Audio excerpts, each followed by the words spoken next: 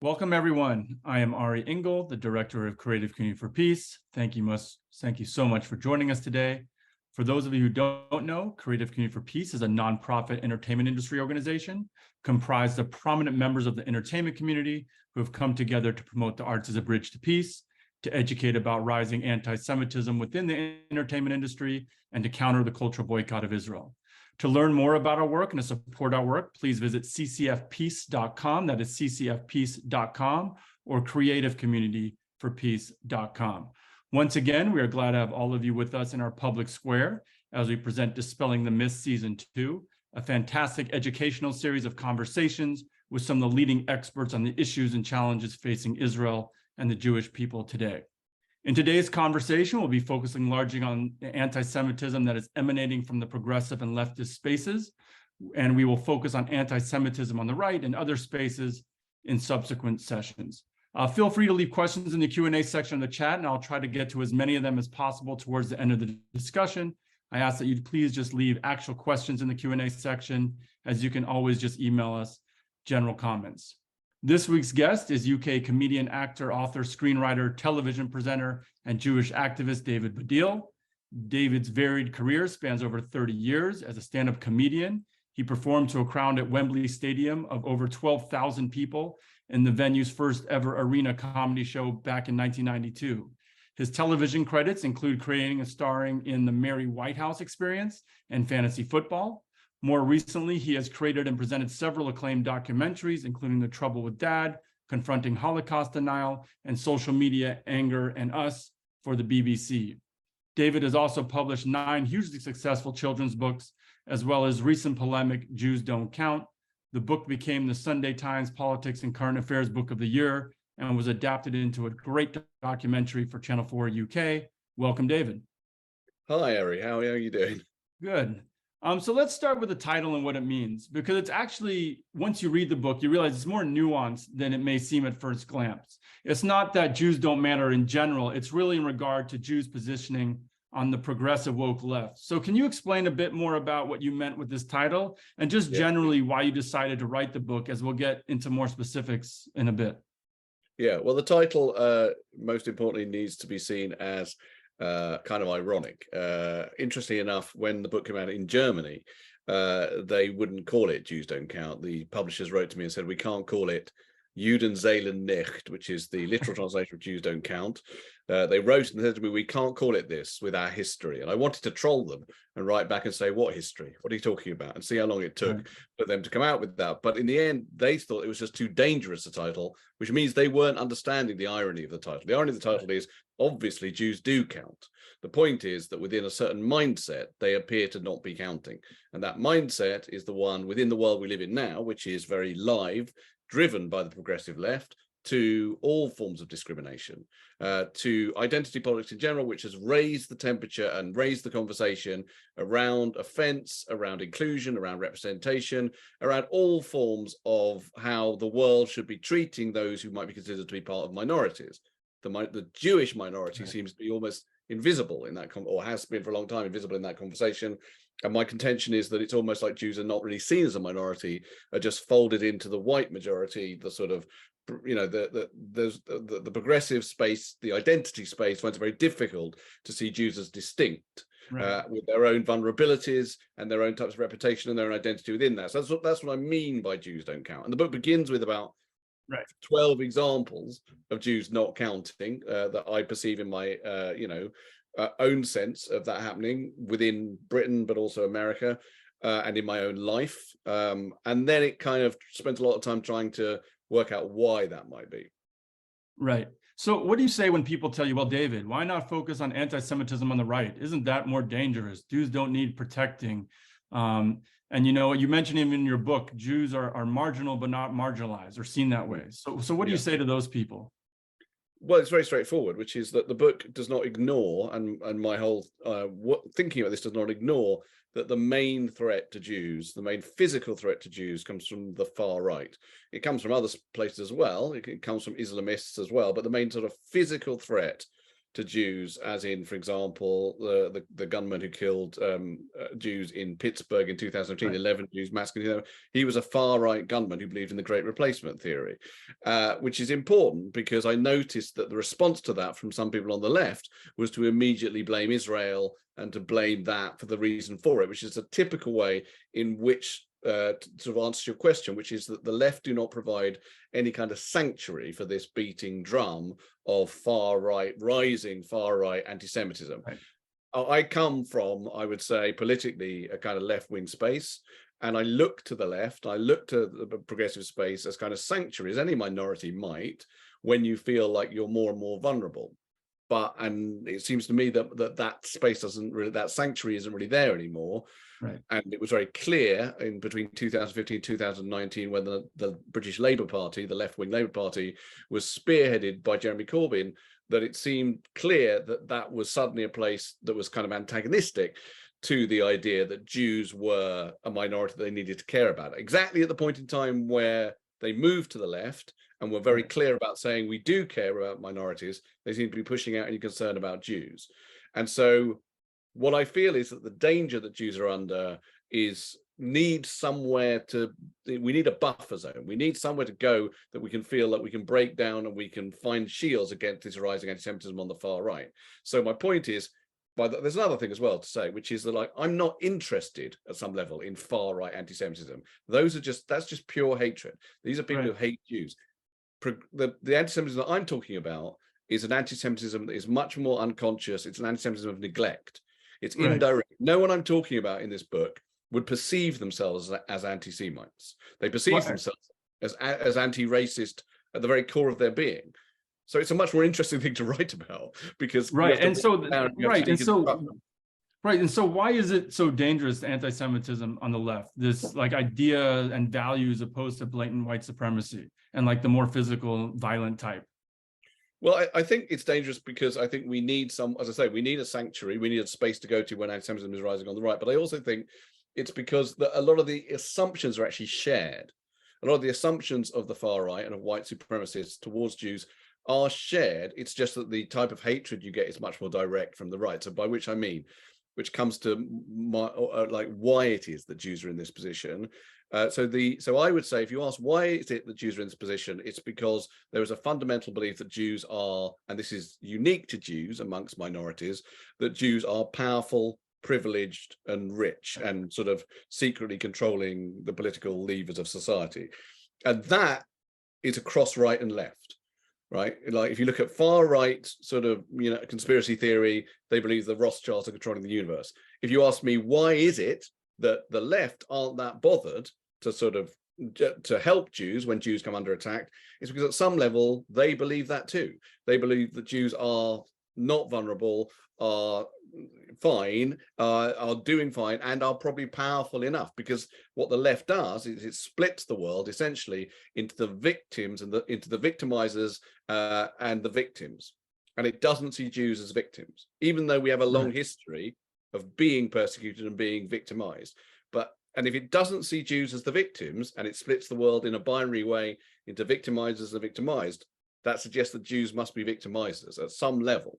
So it's a complex thing, but I think that the assumptions are shared. Right, and I guess that that ideas can turn eventually into something far more dangerous is really at the heart of that too. Whether it's communist, obviously that's as far left as you can go. Anti-Semitism can lead to horrific things for the Jews as well. So actually, why are progressives willing to go to battle? Ari, can I give you one example? Sure. It's a small example, but down the line, it is quite dangerous, I think. So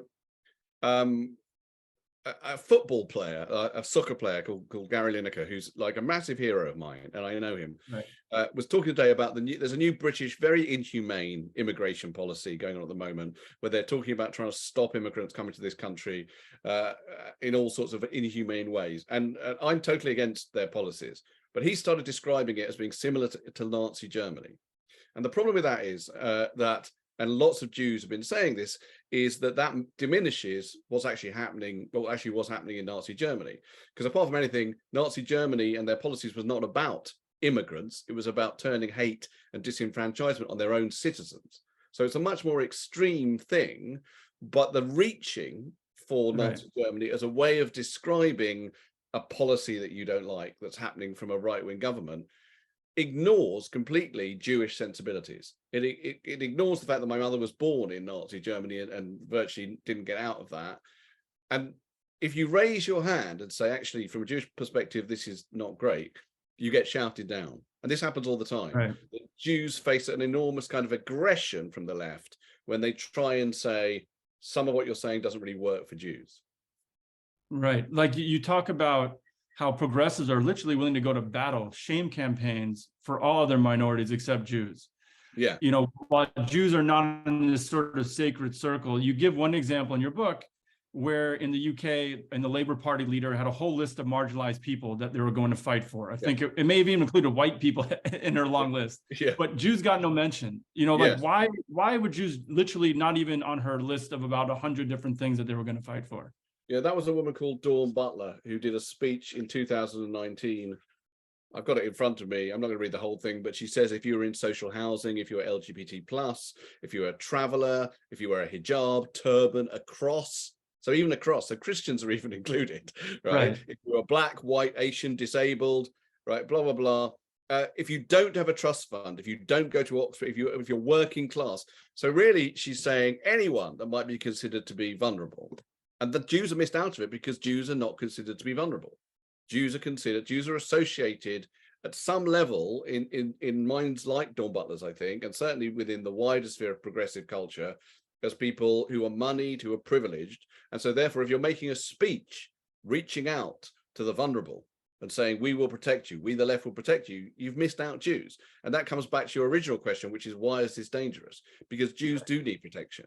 History shows that Jews desperately need protection. They desperately need to be included in the list of minorities that might be threatened because we're constantly being, exiled. Our history is one long loop of exile and disenfranchisement and genocide. But that seems to be forgotten when people from the left decide these are the minorities I'm going to protect.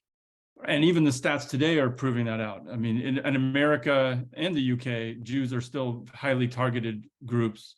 In America, per capita, I think there's more hate crimes against Jews than any other minority, and certainly any religious group. Which leads me to like the discussing the all lives mattering of anti-Semitism. You know, and these progressive left can condemn anti-Asian hate on its own. They can condemn Islamophobia on its own, but not anti-Semitism.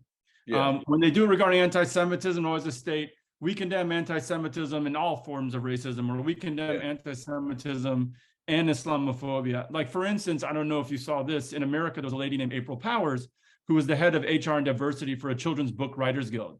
And she tweeted out against Black racism one month and then anti-Asian hate one month. But when Jews were being beaten up in the streets of LA and New York, she tweeted out against anti-Semitism alone and came under fire, and I think was eventually fired. And she's even a Jew of color. So being both Black and Jewish didn't help her, right? The color of her skin didn't protect her. Okay, so what I say in the book is, which you've sort of got near there, is that the need to say, I noticed this very much with the Labour Party, the need to say, when they were accused of anti-Semitism, what they would always say is, no, we're very against anti-Semitism and all forms of racism. Right. And the phrase "and all forms of racism" is essentially the left-wing version of "all lives matter," because it was like, we can't just say we're against anti-Semitism, because to do that is to somehow, there's a suspicion that to call out anti-Semitism is somehow throwing other minorities under the bus, which I've been accused of. And can I make it absolutely clear here? My process is not in any way to try and push any other minority that might be suffering from discrimination out of any kind of spotlight. Well, as far as I'm concerned, there should be a limitless space to talk about this stuff. And Jews putting up their hands and saying we seem to not be in it is not saying anyone else needs to move out of it.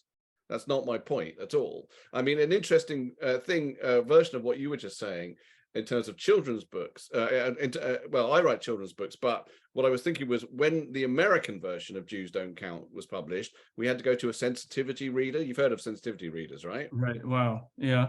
So we had to go to some sensitivity readers, and the particular sensitivity reading company that we went to, they had a specific sensitivity reader for every minority. Like, so they had a trans reader, they had a gay reader, they had a disabled reader who would check all books. to see if it was like no good for that minority. They didn't have a Jewish one. There was no Jewish sensitivity reader. So Jews Don't Count was eventually read by, I think, a trans reader who happened to be Jewish. Right. It was That's amazing, but not surprising. You know, there's a writers guild for Screenwriters Guild, and they have these booklets, and they have one exactly you're talking about for transgender, LGBTQ, Islamophobia, you know, Black, Asian. Did not have one for anti-Semitism of the Jewish people at all. Didn't understand why they needed one, and actually we're helping to put one together. And they've had the other ones for years and years now. Yeah, well, the thing that I think so what's clear from the conversation, which I think people listening need to understand, is that I'm talking about the very spaces, the very places, the very conversations where people are raising their game about trying to spot offense and racism, right? I'm not talking about the places where you expect no one cares about that. I'm talking about the places where they're really, really on guard for that stuff. So a good example, and maybe the thing in the book that created the most impact is I go to football matches, soccer matches every week. I'm a big soccer fan. And there's lots of, you know, people shouting bad stuff at football, but the sort of, you know, progressive mindset has moved in there and has really, really helped to knock out all forms of racism at football matches, because now stewards who monitor them are told if you hear any racism, you know, you've got to chuck that guy out, and they're banned normally for life. But in sort of 2010, me and my brother were subjected to an incredible stream of anti-Semitic abuse at Chelsea, and like no one did anything at all. And when we tried to make a film, which we did eventually make, called The Y Word, which is about the chanting of the word Yid at football matches, when we tried to get that film made, the various anti-racist football organizations were all like, does this matter? Is this important? We've got lots of other stuff we got to think about. And it's now finally become an issue. And I do think the dial is changing slightly on this conversation. But that's an interesting thing, isn't it? I call it the Y word. I call the word Yid the Y word, because I want to bring Jewish concerns onto the level of other concerns. Right. And what you say in your book also, the chant of Yids led to saying the F you Jews. Right. To stay with Yid, right? It never stays there, right? It always escalates by somebody. No, absolutely, it escalates. I mean, I don't want to get into the whole complex thing whereby there's a football team in London that is thought of as the Jewish club. It's really complicated if you don't know about football. But yeah, it sort of escalates from just the chanting the word Yid to the chanting of F off Jews over and over again. And me and my brother are like looking around to like, isn't anyone going to call this out apart from us? And no one does. And what that comes down to, Ari, at heart, is a notion of allyship. This is a very, fundamental progressive concept, allyship, right? In fact, I just got asked recently which it shows how the dial is moving, by a woman who's writing a book about allyship, to have a chapter about Jews and how I can, and she asked me to be involved. But most of the time, I think progressive people see themselves as allies, don't they, to whichever put upon minority group needs allyship. And if you say, where are the Jewish allies? It's not, it feels like you're just going to be speaking to air there, don't you? If like on social media, you ask for Jewish allyship, it almost feels like as a sentence, that's not going to work. Like people are going to think, well, why? Why do Jews need allies? And Jews do need allies. And that's what the book at some level is a call for. Right. And you mentioned in your book that the difference between far-right anti-Semitism, progressive left anti-Semitism, is that the progressive left sometimes apologize. And you mentioned John Cusack. Yeah. Do we really think Cusack or maybe Jeremy Corbyn, who apologize, even really mean it, though? Or are they just apologizing because in their space, it's sort of, that's what you got to do? Well, let me tell you something about Corbyn, which is interesting, in that, they do sometimes apologize and sometimes they don't. So recently, Corbyn actually spoke about me. He was on a podcast, and they played him footage of me talking about something, which is, I was asked directly whether I thought he was an anti-Semite, and I said, no, I think he's just someone, I absolutely don't think that he's someone who at the front of his mind, I use this phrase, front of his mind, would say that he hates Jews. So he's different from like Kanye West in that regard, right? He's someone who has got like all sorts of other stuff that he thinks is kind of more important than anti-Semitism, but blah, blah, blah. And they played that to him. And he got quite angry, and he said, how does David Baddiel know what's in my mind, know what's in the blah, blah, blah. And what I thought is, okay, the phrase I should have used is unconscious bias.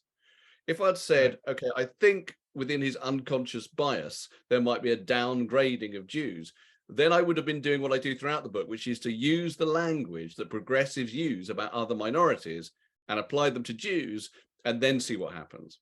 Because it's absolutely the case, isn't it, that if a black person says to a white person, I think you're showing unconscious bias towards me as a black person, if the white person is progressive, they have to accept that, right?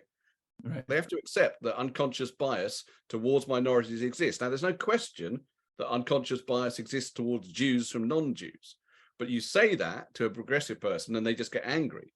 They don't say, okay, I'll try and work that out in myself. They just get angry about it. And, you know, as you're talking about, other minorities get to determine what is or isn't racist or bigoted when it comes to their communities, but Jews don't, right? It's always a debate when it comes to Jew hate, whether it really was or wasn't anti-Semitic, as if Jews are not reliable when it comes to, you know, determining the hate they face. Like, why is that? Well, again, because I think Jews are not considered a proper minority. I mean, I'll give you another example. Again, it's about the Labour. I mean, I try not to talk too much about the Labour Party, because it's sometimes, like in Britain, that's seen as the be-all and end-all of this question. It isn't. But I'll give you another example. The Labour Party has had 2 inquiries over that period of time into the issue of anti-Semitism.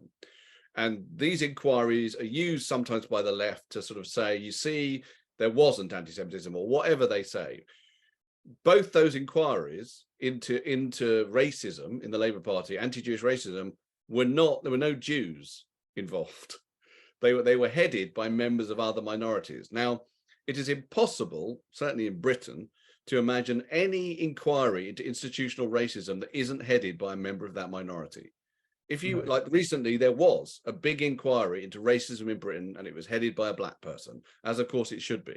But when it's Jews, there's a sense in which Jews might be biased, Jews aren't completely reliable. We'll have to get a non-Jew to work out whether there was anti-Semitism here. And someone described this to me recently as Jews, it's like someone has to arbitrate between Jews and the progressive left, because Jews can't entirely be trusted to say this is anti-Semitism. They must have an ulterior motive. And what is that ulterior motive? For some people on the left, it's always about Israel. For others, it's always about, well, Jews have got this kind of privilege and power, and so, you know, obviously they can't be trusted to say that they are being put upon. But it's an extraordinary thing how different that is from the way that other minorities are treated when they call out racism. Right. And in your book, you also talk a lot about this charge that Jews are just white, and that maybe plays the role in this. It pops up over and over. Whoopi Goldberg, for instance, well, you can pass as white is the progressive argument. Like, what do you say about that sort of argument?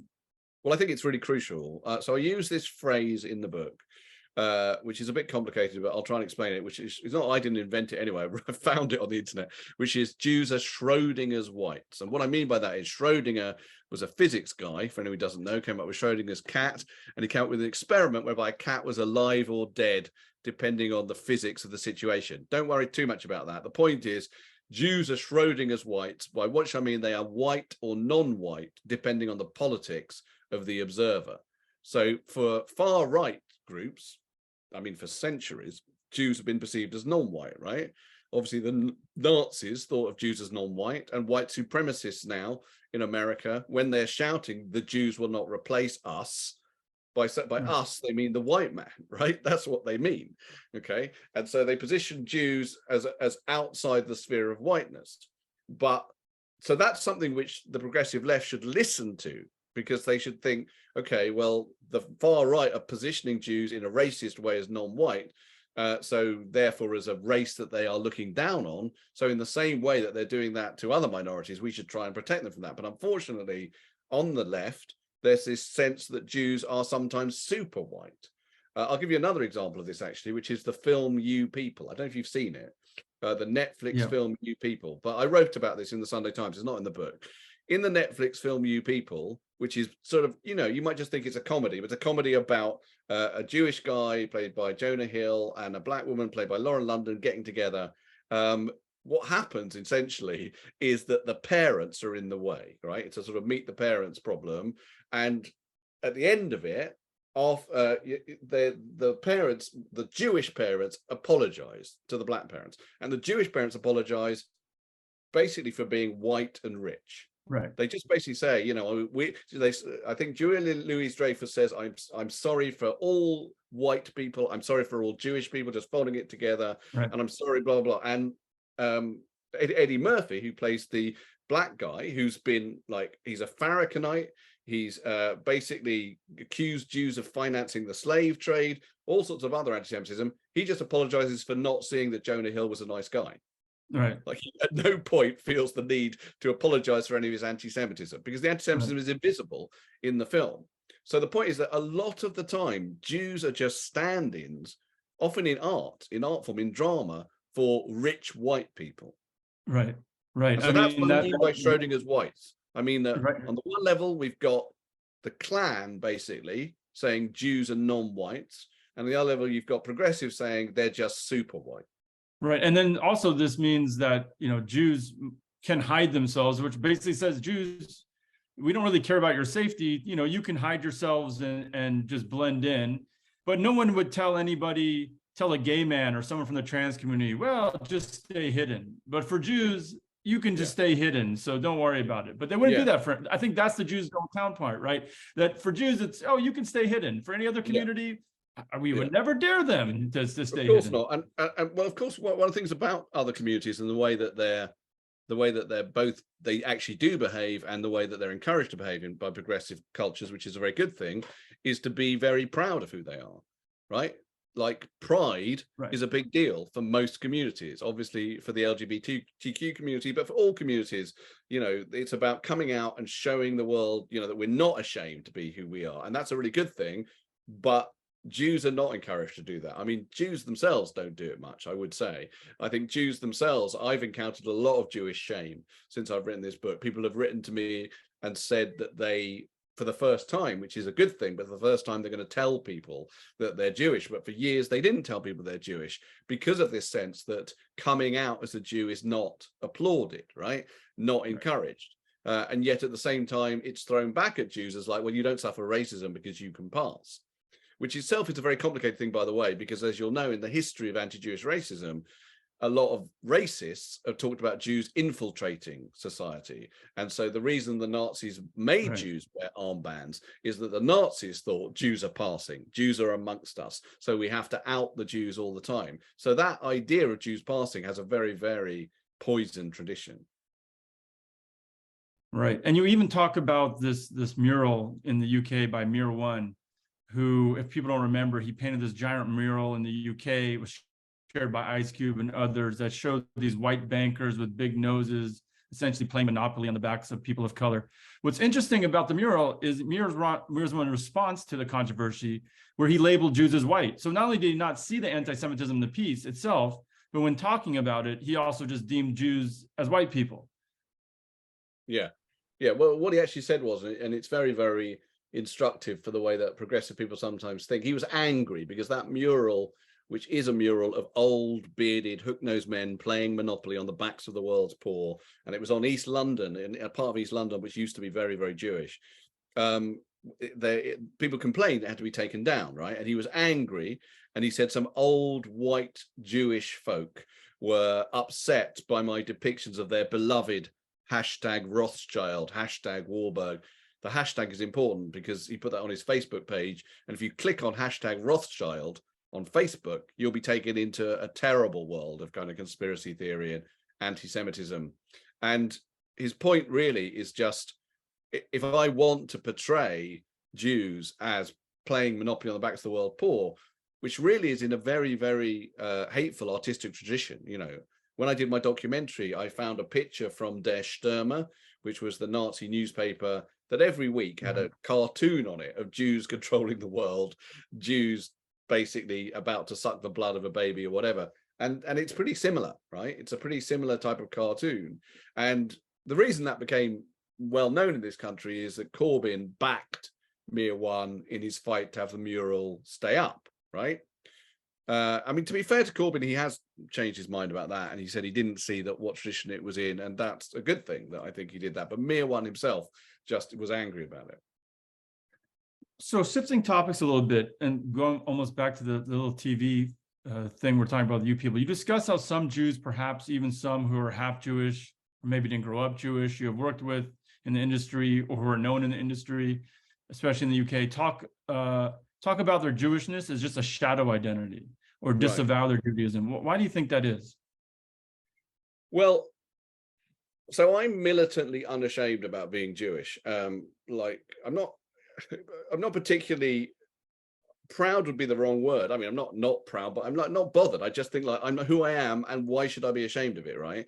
But I think that is unusual. It's unusual, and interesting enough, a lot of the comedians in Britain who are Jewish have often got some other thing that they can hang their identity on. So quite a lot of Jewish comedians are gay, or they're also people of color, or whatever else it might be. And so their Jewishness tends to take a second place, right? And there's a number of reasons for that. One is, I think Jewishness is just not as cool, right? It's just doesn't not seem as cool a thing to be. And the other thing is I think there is a shame associated with it. There's a show here called Friday Night Dinner, which is the nearest thing we have. We don't have anything really, but the nearest thing we have to a Jewish sitcom. And the main cast is not Jewish. I mean, this is the thing I also talk about, which is Jew face, which is the fact that non-Jews are continually playing Jews on film and TV. There's one actor who is, I believe that he's Jewish because his dad is Jewish, but he's done interviews disavowing that and saying that I'm not Jewish. And I think he said the last Jew in my family was 4 generations back. And here again, you can see the difference with other minorities, right? Because other minorities absolutely want to claim that heritage now. Again, a really good thing. They really want to claim that they are black or brown or gay or whatever else it might be, disabled, whatever else it might be. You know, people want to claim it now. They want to claim it as a superpower. Yeah. Right. But now, but Jews are still disavowing it. And I think that comes from a sense of Jewish shame that is inculcated a bit by everything I'm talking about, by progressives essentially saying, well, you're rich and you're powerful and you don't need to be seen as a minority. You don't need to be seen as something. You certainly don't need to be seen as something that's got this part despite, disadvantages. Right. And what's interesting, all the advantages. Right. You know, what's interesting is Sammy Davis Jr., Marilyn Monroe, back in the day, in their day, it was actually cool to be seen as Jewish. And that's part of the reason they converted, but that is no longer the case. Yeah, no, well, that's really interesting. I think there's a footnote in my book where I talk about, because I'm talking about how in Britain, like being British and Jewish is so like, it's not even a thing. It's basically just me in this country, right? And a couple of other people. Whereas I talk about in America, it seems to me there was a brief period in the 50s and 60s where, it was really cool because, you could be Lenny Bruce, basically. Although Lenny Bruce changed his name from something like Leonard Schneider or something like that, because, Jews have throughout history disavowed their Jewishness. So it's such a weird space that Jews operate in. But definitely kind of Mortzal, Lenny Bruce, around about that time, I think Jews were cool. And it was a short window. And your name couldn't be too Jewish either. So where do you stand on the question of whether Jewish subjects should be played by Jewish actors? For instance, you talk about Scarlett Johansson was cast to play a transgender role. Extreme outrage over that. She was dropped. But when it comes to Jews, we don't see this, right? We don't, whether it's Rachel Brosnahan and Miss Maisel, whether it's Helen Mirren playing Golda Meir. Well, no one in the Fablemans. The idea of the outrage is not there. Absolutely not there. No one in the Fablemans is Jewish. I mean, literally no one, as far as I'm aware. Not a single person in the Fablemans is Jewish. There was a show just now, I don't know if you saw it on Disney Plus, called The Patient with Steve Carell. That's worth watching. It's a good show. It's incredibly Jewish. It's written by 2 Jewish writers. So, so there are scenes in Auschwitz and there are scenes where he's reciting Kaddish. And I'm not normally that bothered about it from the acting point of view, but there was a part of me that was thinking it's amazing that Steve Carell, who is not Jewish, is doing this, because it would just not be allowed, I don't think, for any other minorities. And that is my point. As you may know, authenticity casting is a big deal now. So it's almost impossible now to cast any minority except with an actor who is actually from that minority. And that isn't just ethnicity. That would include, if you've got an autistic character, it's going to be played by an autistic actor, whatever. And, there's arguments for and against that. And I'm not that bothered about that arguments. What I'm bothered about is the fact that Jews aren't in that. once again. Jews are kicked out of it and continually played by non-Jews. And sometimes, as I say, it's a very, very Jewish part. Golda Meir is clearly a very, very Jewish part, and Helen Mirren isn't Jewish. And at some point you have to say, okay, what does this mean? It's not so much about acting, it's about what does it mean about what people think of Jews? And it comes back to the same thing, which is like, yeah, the Jewish experience isn't really worthy of the same kind of respect that we're granting to other minorities. Right. So the outrage part, the Jews don't count part here really is not that Jews, Helen Mirren shouldn't play a Jewish character. It's that the progressive left don't find any outrage when that happens, but when other minorities, they do. Yeah, because we would just, I guess we would like that outrage as well, as opposed to, I guess, actually, you know what, whether or not they should. You know what, I'm not that bothered about the outrage. I'm not that bothered. I don't want all that outrage around Jews. I just want to ask the question, why is it not happening for Jews? And what does that mean, right? Because I think here's the real problem with that, right? Which is, I think the casting of authenticity casting, it's a little bit about employment opportunities, but it's also about something else. It's about respect for lived experience.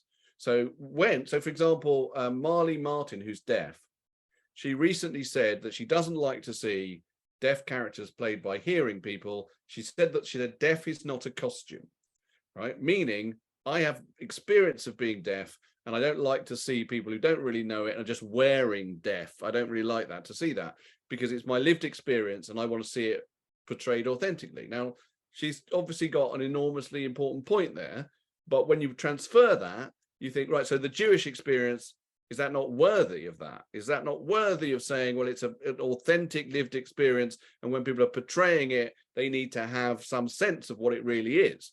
Because if you require absolute authenticity and you're not giving that to Jews, what you're basically saying is the Jewish experience not really worthy of the same respect. Right. And, there's a similar argument you hear that Jews don't need protecting because they're too rich and powerful, right? People claim that when a rapper like Jay-Z, for instance, talks about getting that Jewish money, it's meant as a compliment. So, don't worry about it. What's the danger there of this sort of philo-Semitism where, we're trying to be aspirationally like Jews? And yeah, I mean, I think that's one of the most dangerous things. So basically, what you see a lot with rappers, you saw it with Wiley, you see it with Kanye, is that when they are being racist towards Jews, they don't think they're being racist. What they think they're doing, and they're sometimes seen like this for a lot of people, is punching up, right? Racism against Jews is the only type of racism that can be seen as punching up. And the way it's seen as punching up is like, I'm not having a go at a minority that's suffering here. I'm talking about the people in control. I'm punching up against the guys like Kanye will talk about them controlling the music industry or not allowing him to speak or whatever else it might be. And so what you get is this sense of like, it's a kind of rebellious way of being racist. That's what it's seen as. And the money thing is part of the problem here. So I've seen this as well. I've seen that people who will say Jews are rich, and that is an anti-Semitic trope to say Jews are rich. They will say, no, it's not. It's a compliment. But it's not a compliment, right? Because Jews are rich historically leads to Jews' houses being burnt down. Like the Nazis said, Jews are rich. They have control of the money. We have to kill them.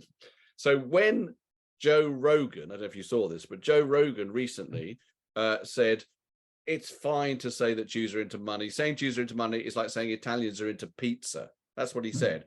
It's not, because a large section of the Italian community has never been killed for liking pepperoni on some dough. That's never happened, right? Whereas throughout history, and not just the Holocaust, throughout history, Jews have been targeted and genocided because of a notion that they are too controlling of money. Right. It sort of talks about what we were talking about earlier, how some of these statements and these ideas of this leftist anti-Semitism, these ideas usually lead to something much worse, like the Inquisition. The Inquisition was exactly that idea of Jews controlling and having too much control of money. Let's talk how Israel comes into this conversation from some leftist Jews. You make your position clear that for you, Israel is a country like other countries, this isn't your cause. But you state that these leftist progressive Jews living in the UK and America somehow feel responsible for Israel.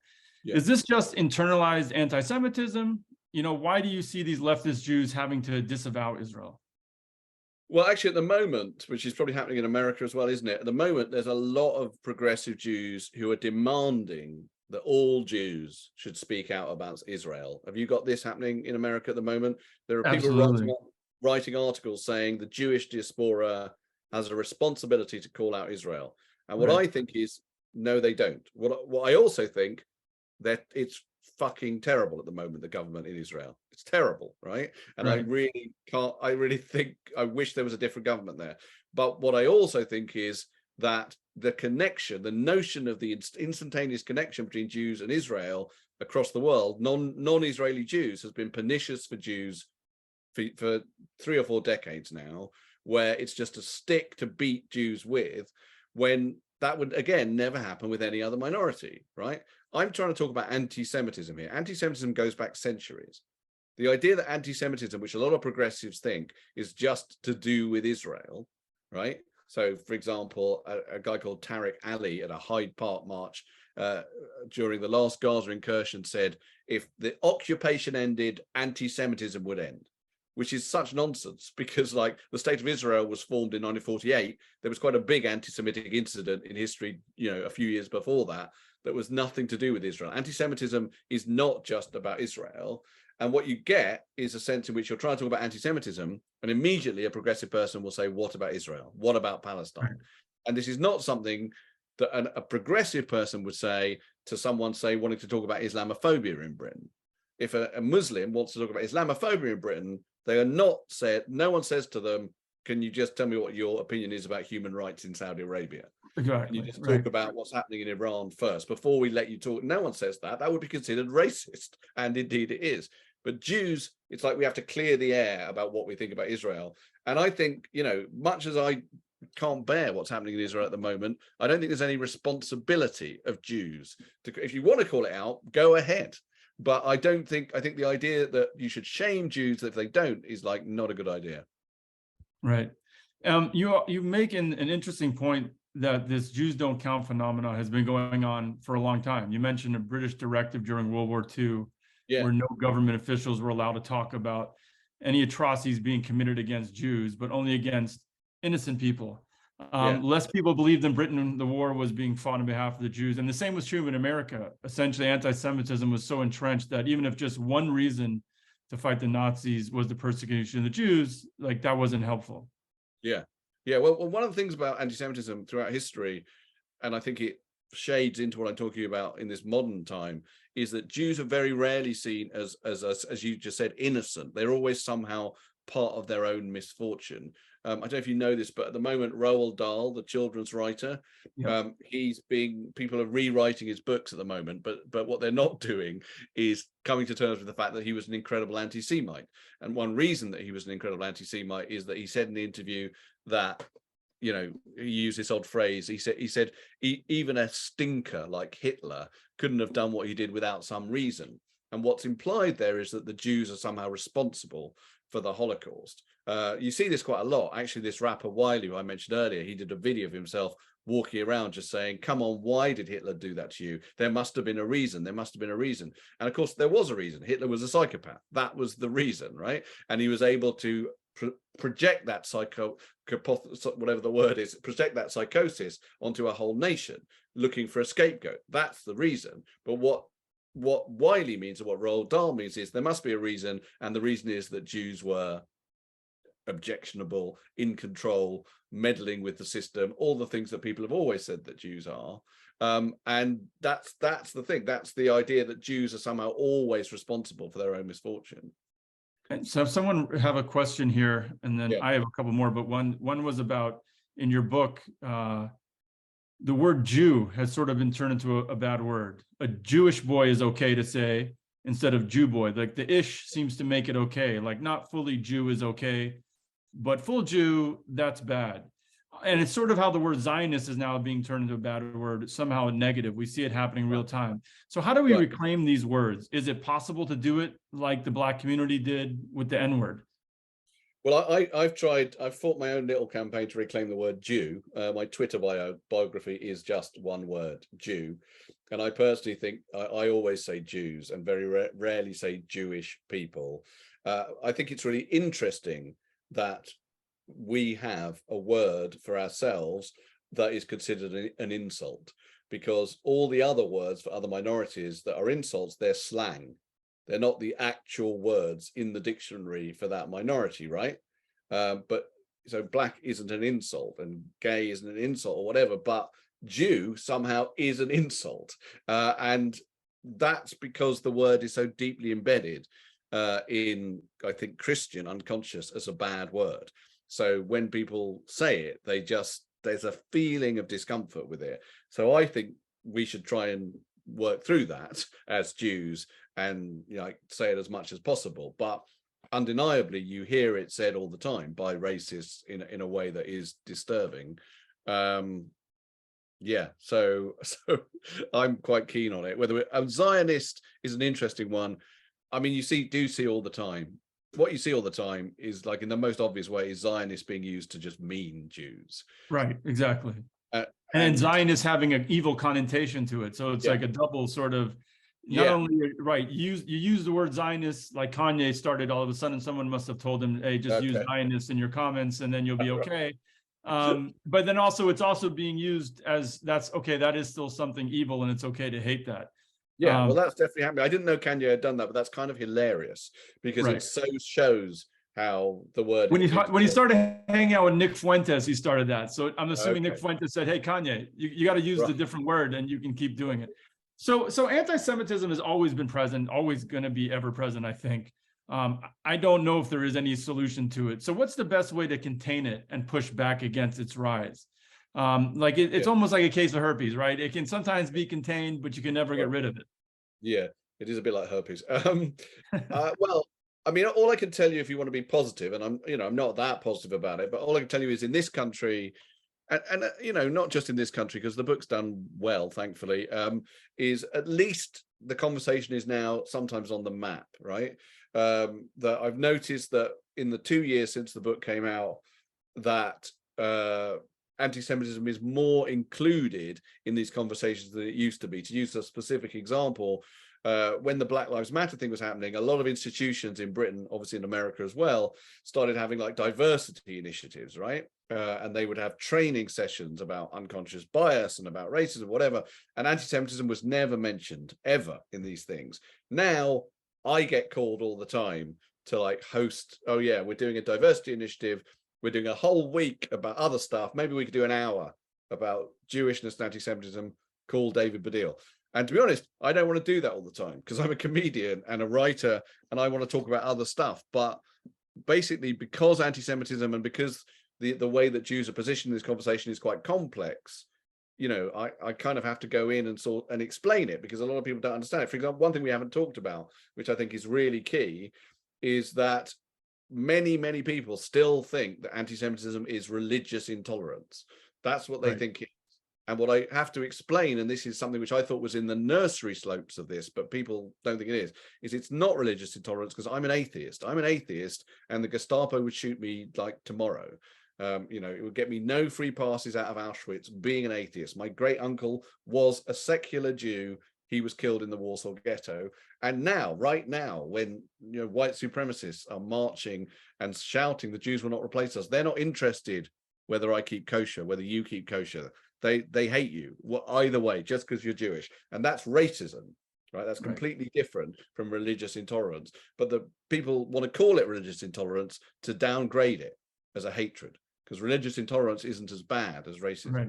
We know that's why at the top of this, when I mentioned there's more hate crimes per capita in America against Jews and any other minority, I prefer that stat than there's more religious-based hate crimes against Jews, because it's just labeling Jews as a religion, and you're not really talking about what anti-Semitism is. I just want to say something about that, which is when people say it's a religious crime, what they mean is that some Orthodox Jews have been attacked, but they haven't been attacked because they're Orthodox Jews. It's because they're visible Jews. Right. That's why they've been attacked. And those people attacking them are not attacking them because they're reading the fucking Talmud.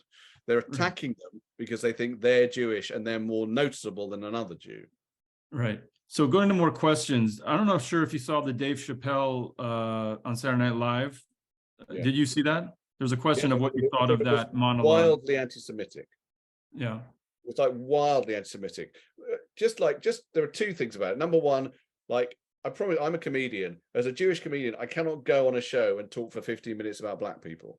I just can't do that, right? That's impossible. Right. So he can go on a show and talk for 15 minutes about Jews with lots of stereotypical stuff about Jews. He said one thing that was amazingly anti-Semitic, I thought, which is Kyrie Irving, is that his name? The basketball player? Yeah.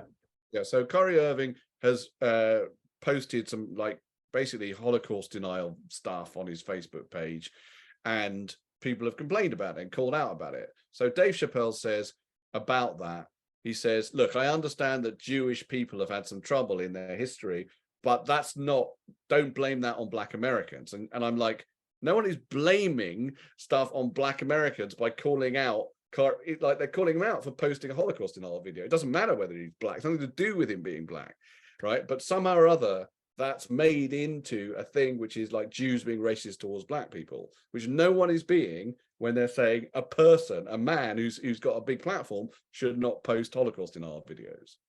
Right. You know, and I think the other issue with that is, as a comedian yourself, there's some usually understanding with you and your audience that you're maybe taking something with a grain of truth and blowing it up into something much bigger. And the audience is sort of on the same page of you, that you're poking fun at something. I think with the Dave Chappelle thing, unfortunately, with these anti-Semitic tropes, is there's not an understanding that this isn't real, right? When he's talking about Jews running and controlling Hollywood, you know, most rational people understand that's not really the case, but people do believe that, and that is where I think it's really here. Of course, because Dave Chappelle is a truth teller. He's not just a comedian; he's a truth teller, and that's part of his thing, right? I don't like. Yeah, I remember in that thing he started saying there's a lot. He started saying there's a lot of Jews in Hollywood, but what he means is he's noticed a few Jewish names.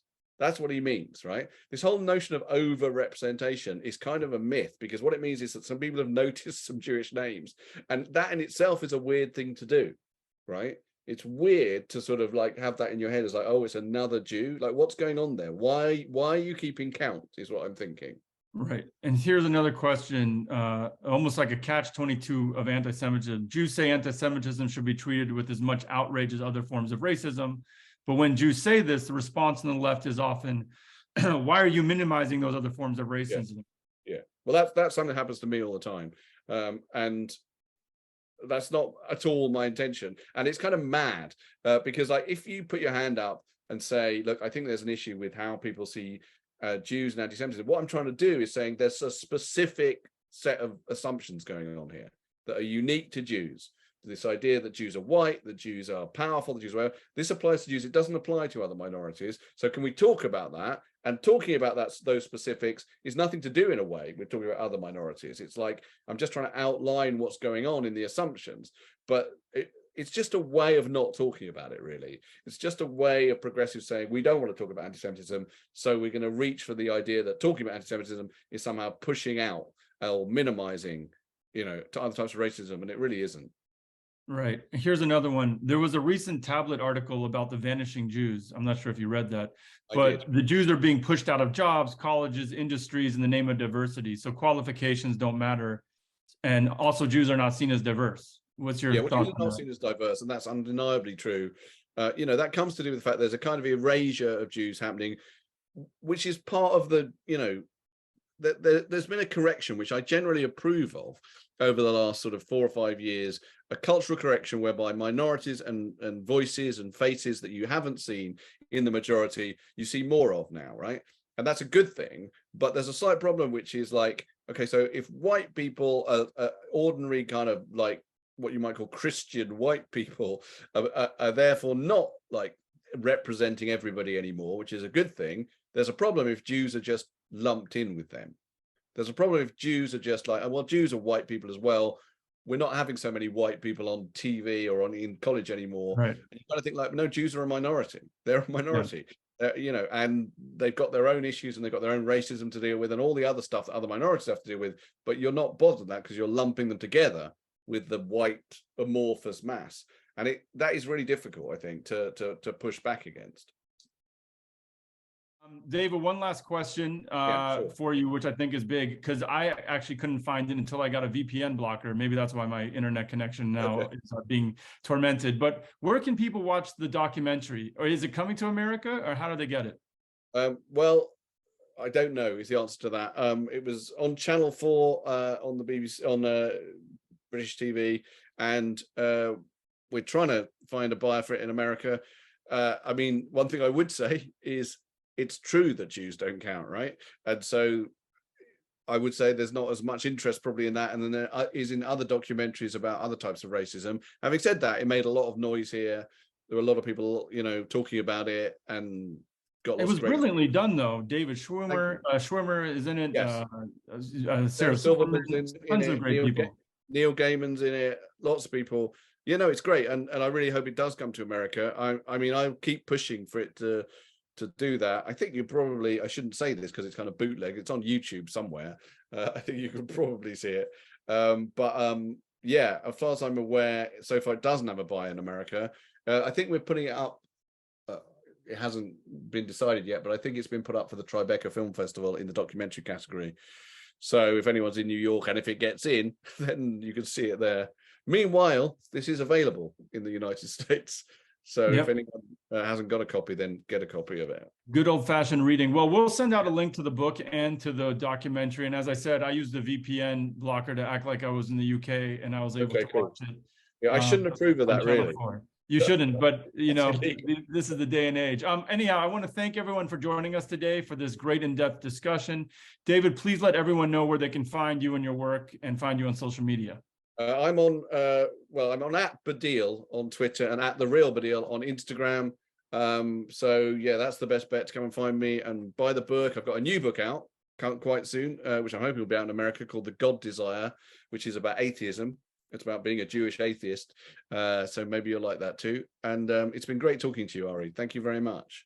Absolutely. Next week, I hope everyone can join us for another very timely conversation, this time of the history and current manifestations of religious Zionism. Make sure to sign up for all our discussions, and please donate at ccfpeace.com. That's ccfpeace.com. Hope to see everyone online, and stay safe. David, thank you so much. Cool. Thank you. Thanks everyone for listening. Thanks for joining us. Cheers. Bye-bye. Bye.